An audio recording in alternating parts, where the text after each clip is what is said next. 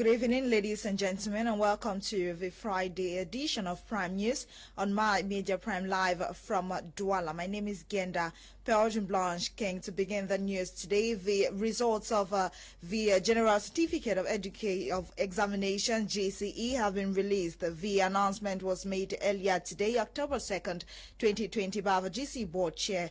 Ordinary level results have witnessed an improvement from 62.15% in 2019 to 64.04% this year. Advanced level results, on the contrary, have dropped from 74.24% in 2019 to 64.4% in 2020. Congratulations to all the successful candidates.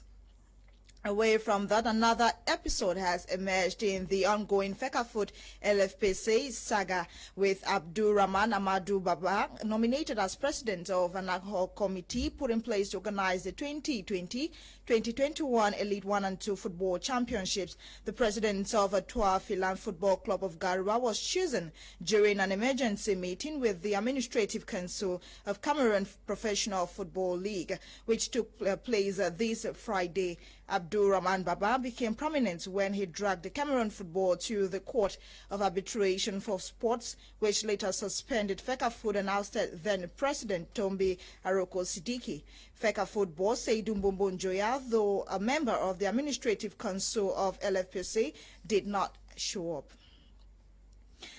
Away from that, some 50 vulnerable and internally displaced children living in Limbe have received back-to-school materials to support them go back to school come October 5, 2020. The handing over exercise took place recently at the Divisional Delegation of Social Affairs for FACO in Limbe. Details with Kuma Onorimbom in the following report.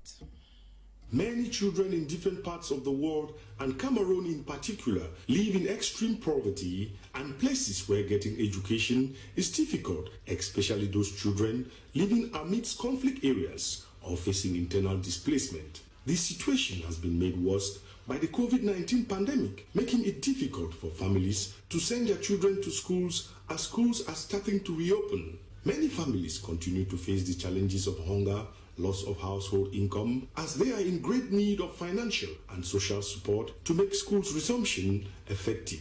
It is against this setback that the Henrietta Concho Foundation, in partnership with the Divisional Delegation of Social Affairs for FACO, is reaching out to some 50 vulnerable and internally displaced children living in Limbe with didactic materials to support them go back to school come the 2020-2021 academic year.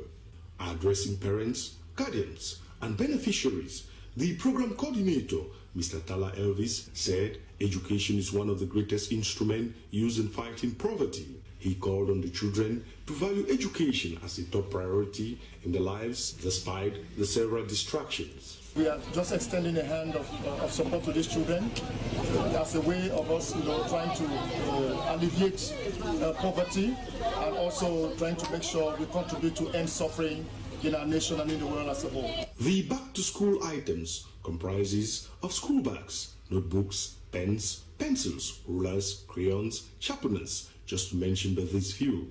I'm very happy for the Takunju Foundation, for the school units that are provided for me, and for reducing the cost of my going back to school this academic year. On her part, the Divisional Delegate for Social Affairs for FACO thanked the Henrietta Concho Foundation for identifying the needs of these vulnerable children and called on other organizations to emulate the example of the donor to reach out to more vulnerable and internally displaced children in our communities. In our office, we have a list of more than 500 children who are displaced and who are within FACO division. And we think that we have not exhausted the list because we must have many more children out there. The No Child Should Be Left Out campaign also seeks to build leadership skills in children such as honesty, self-confidence, being a good listener, helping the children to check positive as well as negative aspects of their behaviors, identify areas where they lack confidence to improve upon, and set goals to do their best in everything.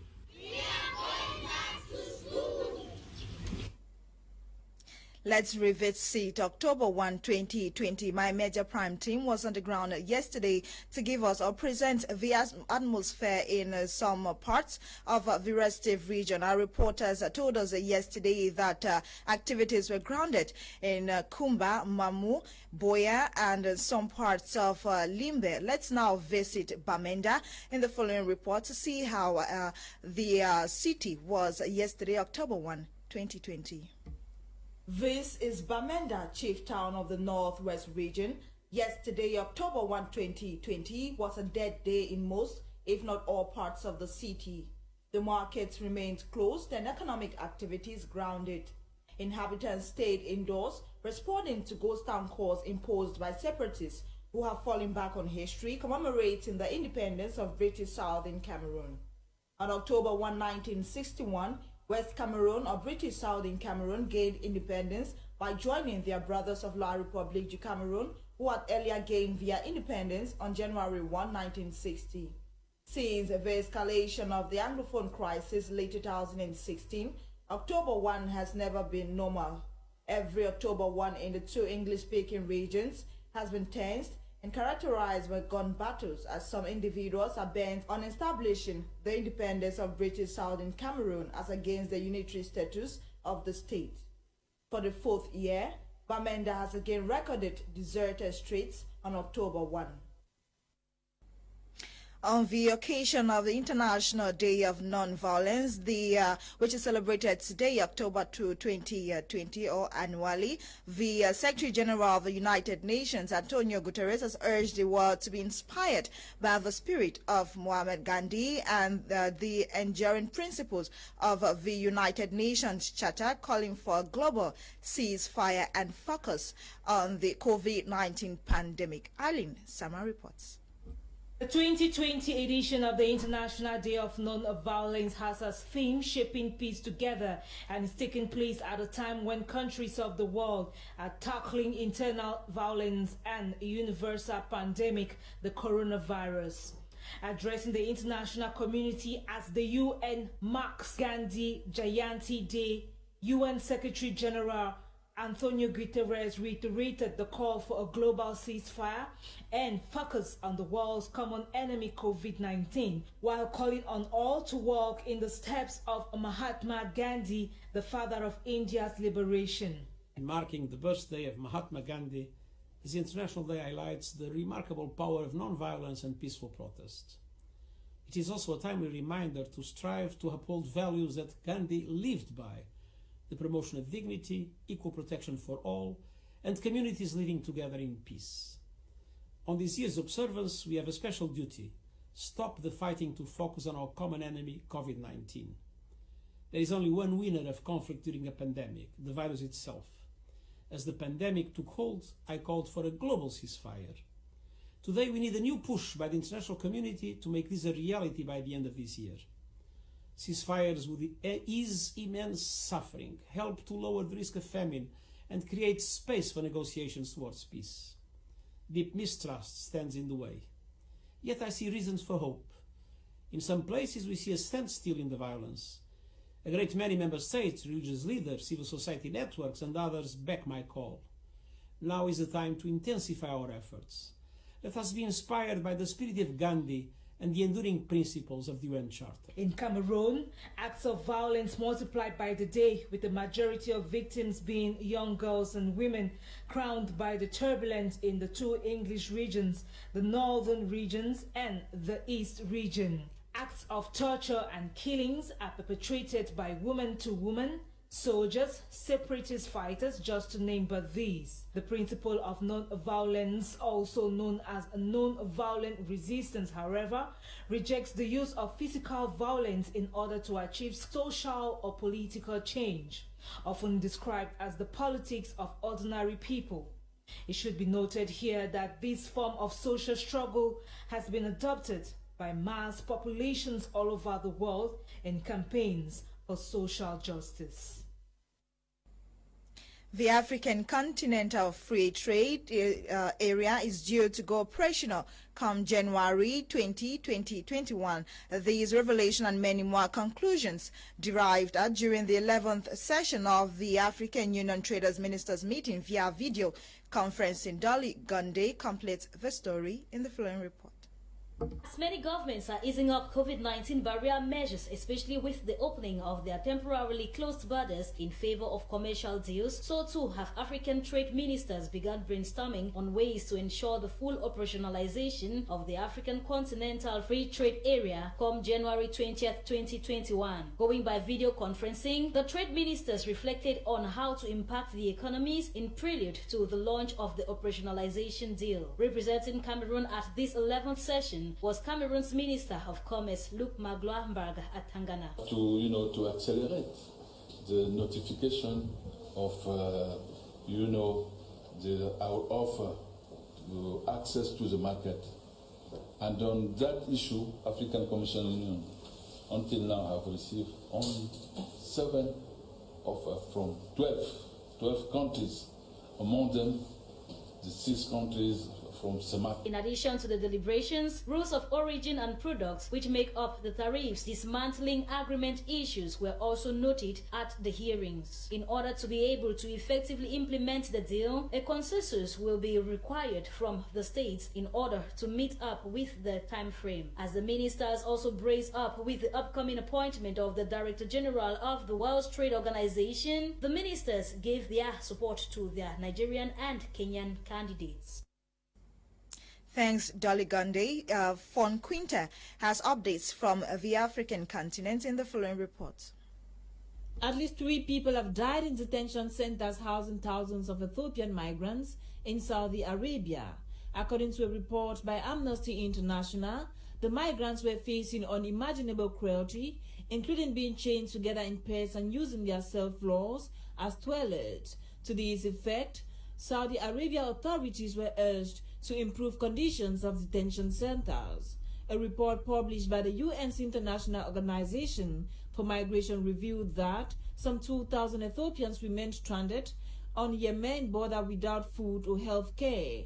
Amnesty International further says there are about 16,000 migrants in Saudi Arabian detention centers earlier this year, thereby urging the Ethiopian government to urgently facilitate the voluntary repatriation of its nationals. From Saudi Arabia, let's visit Uganda, where Health Ministry has revised its protocol for discharging COVID-19 patients that are asymptomatic to leave hospital without a retest.